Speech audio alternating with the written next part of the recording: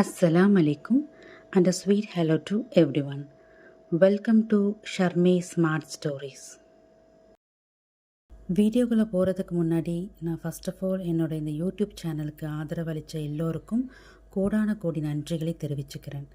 உங்களோட இந்த அன்பும் ஆதரவையும் நான் ரொம்ப மதிக்கிறேன். இது என் வாழ்க்கையில் நான் அடுத்த கட்டத்திற்கு நகர்றதுக்கும் மென்மேலும் வளர்கிறதுக்கும் எனக்கு ரொம்ப உறுதுணையாக இருக்கும்னு சொல்லி மீண்டும் ஒரு முறை எனது மனமார்ந்த நன்றிகளை தெரிவிச்சுக்கிறேன்.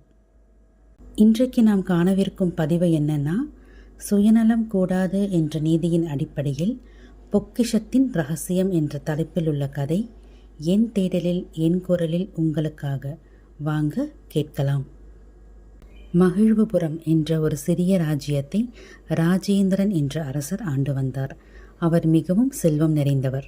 ஆனால் அவரிடம் ஒரு மோசமான பழக்கம் இருந்தது. அவர் மிகவும் சுயநலம் கொண்டவராக இருந்தார். தன் ராஜ்யத்தின் பொக்கிஷங்களை தனக்காக மட்டுமே வைத்திருக்க விரும்பினார். அரசர் அரண்மனையின் பெரிய பாதாள அறைகளில் பலவிதமான தங்கம், வைரம் மற்றும் விலை மதிப்பற்ற கற்களை சேகரித்து வைத்திருந்தார். ஆனால் மக்களுக்கு பயன்பட வேண்டிய அந்த செல்வத்தை யாருக்கும் கொடுக்காமல் பூட்டி பாதுகாத்து அரசர் மட்டுமே அனுபவித்து வந்திருந்தார். அரசரின் இந்த செல்வ சேமிப்பால் ராஜ்யத்தில் உள்ள மக்கள் நல்ல மழை இருந்தும் விவசாய கருவிகள் வாங்க பணம் இல்லாமலும் வீடுகள் பழுது பார்க்க பணம் இல்லாமலும் மிகவும் சிரமப்பட்டனர்.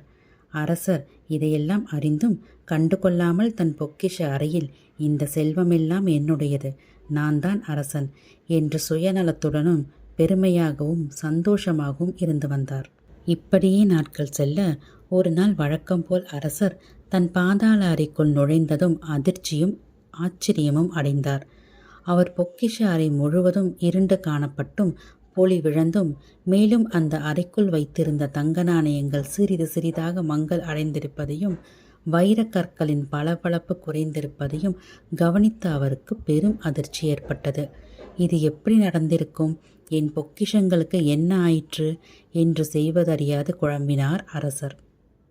அதன்பின் தன் மந்திரியாரிடம் அரசர் இதற்கான காரணத்தை கேட்டபோது அரசரின் சுயநல குணத்தை அறிந்த மந்திரியார், இதுதான் தகுந்த சமயம் அரசரின் மோசமான குணத்தை சுட்டிக்காட்டுவதற்கு என எண்ணி அரசருக்கு பதிலளிக்க ஆரம்பித்தார். மன்னா, எந்த பொக்கிஷமும் தனியாக பூட்டப்பட்டால் தன் ஒளியை இழந்துவிடும். அவை பயன்படுத்தப்படும் போதே அவற்றின் மதிப்பு உயரும். நீங்கள் உங்கள் பொக்கிஷங்களை பகிர்ந்து கொடுக்க வேண்டும்.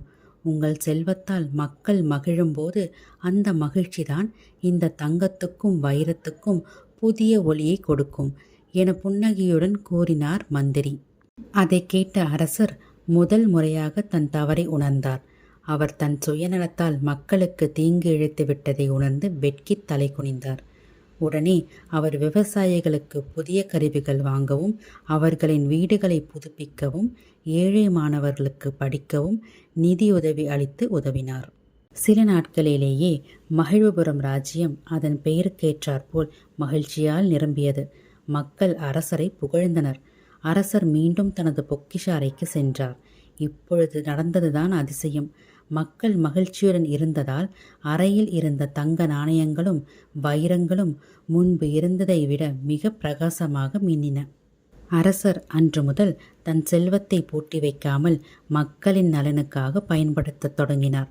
அவரும் அவரது ராஜ்யமும் எப்பொழுதும் மகிழ்ச்சியாக இருந்தது. இந்த கதையில் உள்ள மாதிரி தாங்க இன்றைக்கி நம்ம நிறைய பேரை பார்க்குறோம்.